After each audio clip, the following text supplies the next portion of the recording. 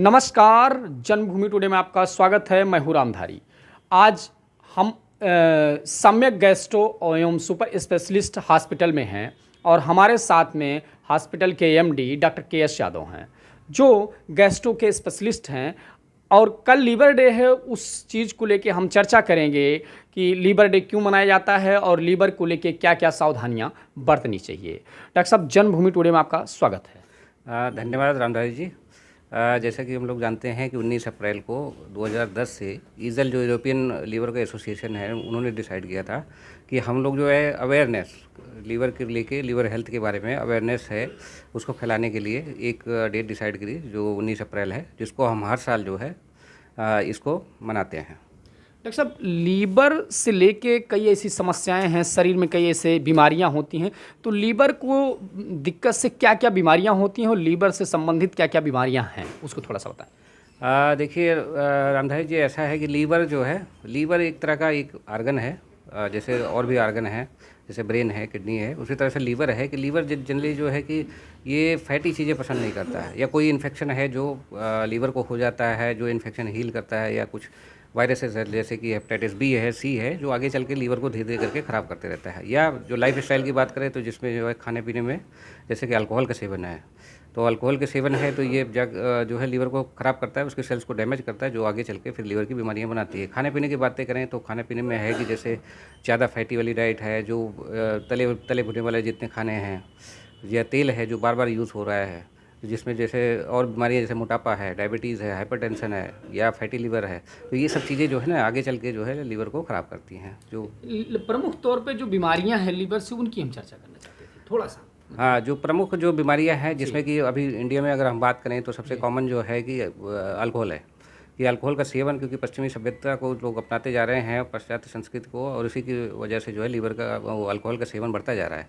पहले ये रहता था कि हेपेटाइटिस बी और हेपेटाइटिस सी जो प्रमुख कारण माने जाते थे, लेकिन अब है कि लाइफस्टाइल चेंजेज की वजह से अब जो अल्कोहल है ये मतलब मेजर जो है कॉज जो है निकल के आ रहा है। दूसरा चीज़ है कि दूसरे नंबर पर जो आ रहा है, अब दूसरे नंबर पे हमारा है कि फैटी लिवर, जो ओबेसिटी एसोसिएटेड है, जो कि नॉन अल्कोहलिक फैटी लिवर है, जिसमें कि मोटापा है या हाइपरटेंशन है, शुगर है, बहुत दिनों से है, तो ये सब चीज़ें क्या करते हैं कि लीवर को ख़राब कर रही हैं, जिसको नॉन अल्कोहलिक फैटी लिवर कहते हैं।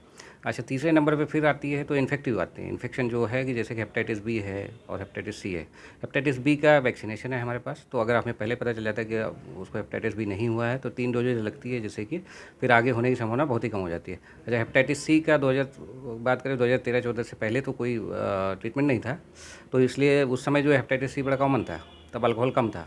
लेकिन अब ट्रीटमेंट हेपेटाइटिस सी का आ गया है और बहुत बढ़िया ट्रीटमेंट है, जो कि बीमारी जो है 3 महीने में वायरस जो है ख़त्म हो जाता है।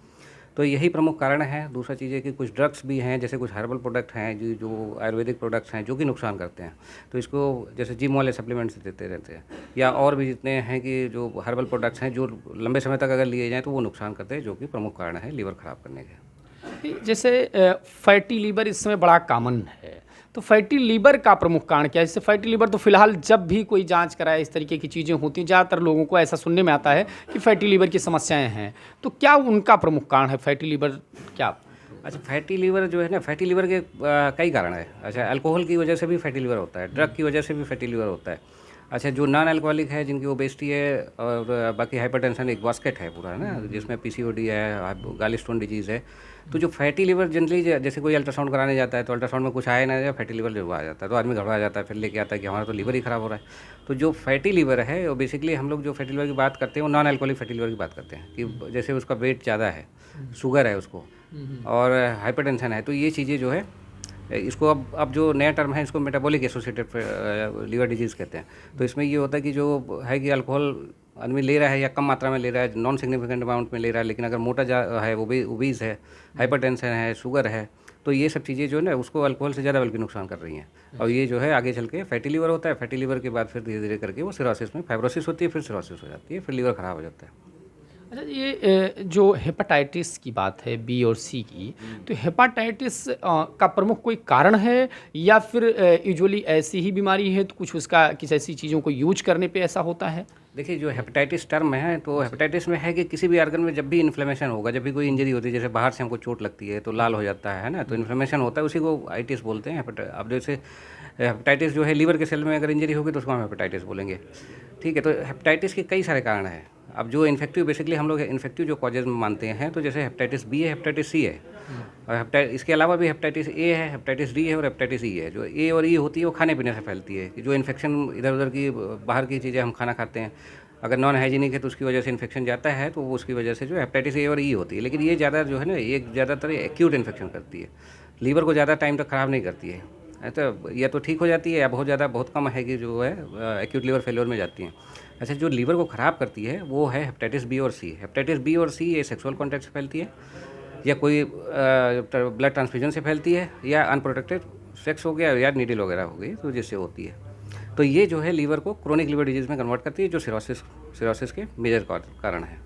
अच्छा, ये जो हेपेटाइटिस बी होता है, इसकी वजह से क्या, जैसे जहाँ तक मुझे जानकारी है, खून की कमी या इस तरीके की चीज़ें, तो इसकी कुछ पहचान होगी कैसे क्या? अब देखिए, जैसे हेपेटाइटिस बी है या हेपेटाइटिस सी है या अदर लीवर की जो बीमारियां हैं, तो जनरली क्या रहता है कि शुरुआत में बहुत ऐसे सिम्टम आएंगे आपको, जैसे कि जी मिचली करना, भूख ना लगना, सिर में दर्द रहना, काम करने का मन ना करना, या शाम को थकान आ जाना।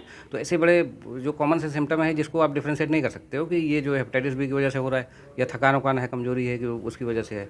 अच्छा, जब यही सिम्टम परसिस्ट करते हैं, लॉन्ग टर्म के लिए जाते हैं, तो आगे जाके आपको पीलिया आए, पेट में पानी आ जाए, पैरों में सूजन आ जाए, खून की उल्टी आने लगे, या बेहोशी आ जाए, तो ये सब कारण जो है एंड स्टेज लीवर डिजीज़ के हैं। अच्छा, तो धीरे धीरे ये पहचान है। तो अगर जैसे मान लीजिए कि कोई नॉन स्पेसिफिक सिम्टम किसी को आ रहे हैं, कि लगातार थकान आ रहा है उसको, जो है या काम करने का मन नहीं कर रहा है, हेडेक है, जी मिचली कर रहा है, तो इन सब चीज़ों के लिए एक जो स्क्रीनिंग टेस्ट है, कम से कम लीवर का प्रोफाइल जो है वो करा लेना चाहिए।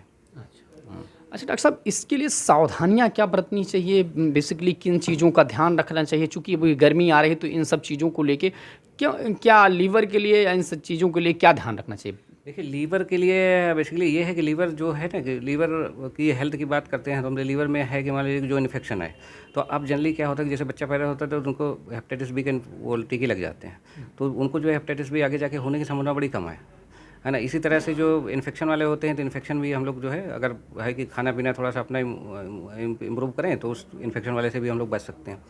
अच्छा, जो नहीं बच सकते, जो लाइफ स्टाइल है, अगर लाइफ स्टाइल में हम चेंजेस लाएँ कि अल्कोहल को हम ना लें, या बहुत ही कम मात्रा में कर दें, धीरे धीरे करके उसको छोड़ दें, तो अल्कोहल रिलेटेड जो लीवर डिजीज़ है उससे भी हम बच सकते हैं। अच्छा, जो चीज़ है कि जो लाइफ स्टाइल से बेसिकली बढ़ती जा रही है, ये मतलब इंडिया की प्रॉब्लम नहीं है, सारी जगह है। अब मान के चलिए कुछ स्टडी तो ऐसी कर रही है कि 40 से 50% जो लीवर डिजीज़ हैं वो नॉन अल्कोहल के से रिलेटेड है, जो कि मोटापे की वजह से आ रही हैं। तो अब इसमें है कि हम इसको चेंज कैसे करें? अब इसमें है कि हम एक तो डाइट से चेंज करें, है ना, कि अपना डाइट जितना ले रहे हैं उसको कम करें, या जितने ऑयली चीज़ें हैं, जो हाई कैलोरी हैं, उसको कम करें। और दूसरा है कि एक्सरसाइज, रेगुलर एक्सरसाइज करें। एक्सरसाइज नहीं कर सकते तो थोड़ा जॉगिंग करें, 45 मिनट 50 मिनट की डेली की एक्सरसाइज करें, हफ्ते में 5 दिन कम से कम। और कुछ दवा है, अगर मान लीजिए इन सबसे भी कंट्रोल नहीं होता है, वजन कंट्रोल नहीं हो रहा है, तो फिर हम कुछ दवा भी ट्राई करते हैं। एंडोस्कोपिक प्रोसीजर हैं जिसके लिए, कि जिसको हम वेट को जो है कम करते हैं। तो कुछ बहुत सारी बीमारियां, अगर वेट कम आप 10% 5% आप मान लीजिए कि इवन 5% कम करते हैं, बहुत सारी बीमारी अपने आप ही कम हो जाती है उसके साथ साथ। अच्छा, ये जो मोटापा है, ये एक बास्केट लेके आता है, जिसमें बीमारी में आपको रहेगा कि फैटी लिवर तो रहेगा ही रहेगा, उसके साथ साथ आपको डायबिटीज़ भी हो सकता है, लिपिड भी बढ़ा रह सकता है, दूसरे से हाइपरटेंशन हो सकता है, यूरिक एसिड बढ़ी रहती है, या गल स्टोन डिजीज़ हो गई, फीमेल अगर है तो PCOD हो गई। तो ये सब बीमारियाँ एक बास्केट है, पूरा टोकरी है, कि अगर आप वजन कम करेंगे, एक्सरसाइज करेंगे, तो ये पूरी की पूरी बीमारियाँ जो है कम हो जाएंगी। ठीक है, तो इन सब चीज़ों के लिए और किसी बातों का ध्यान रखा जाना चाहिए, या फिर जो है महिलाओं पुरुषों के लिए कुछ अलग है सावधानी को लेके, बच्चों के लिए सावधानी को लेके थोड़ा सा बताएं? अब देखिए, इसमें यह है कि जैसे हम लोगों में अवेयरनेस इतनी ज़्यादा, जो एक्सरसाइज और उसकी बात करते हैं हम लोग, की एक्सरसाइज चाहे रेजिस्टेंट हो या एरोबिक हो, हर कोई तो जिम नहीं जाता है ना। तो हमारा जनरल कहना ये है कि जैसे महिलाएँ हैं, तो महिलाएं जो है घर में 1 मेड रखी हुई है, 2 मेड रखी हुई हैं, अपना काम तो कर ही नहीं रही हैं ना। तो महिलाएं खाली इतना काम कर लें कि अपने घर का जो काम है खुद ही करें, है ना, मेड के ऊपर इतना डिपेंडेंट ना रहें, तो उनका जो कैलोरी है ना, तो कैलोरी जो है बर्न वैसे ही हो जाएगी। अच्छा, जब शाम को कभी टाइम मिले तो थोड़ा जो है मतलब टहल भी सकते हैं, आधे घंटे 1 घंटे निकाल पा रहे हैं। अगर नहीं भी निकाल पा रहे हैं तो इतना बहुत है कि वो अपना काम, झाड़ू पोछा, बाकी बर्तन, बाकी सब काम जो है खुद ही करें।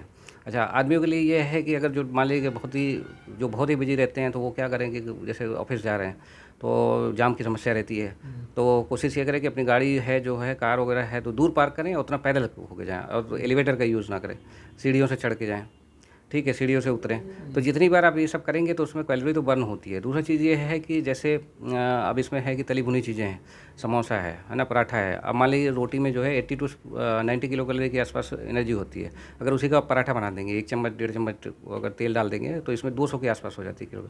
अच्छा, 200 जलाने के लिए आपको जो है एक्सरसाइज करनी पड़ेगी, 30 मिनट से 40 मिनट की रिगरस एक्सरसाइज करनी है, मेहनत करना है, तब जाके उतनी कैलोरी जो है आप जो है जला सकते हैं।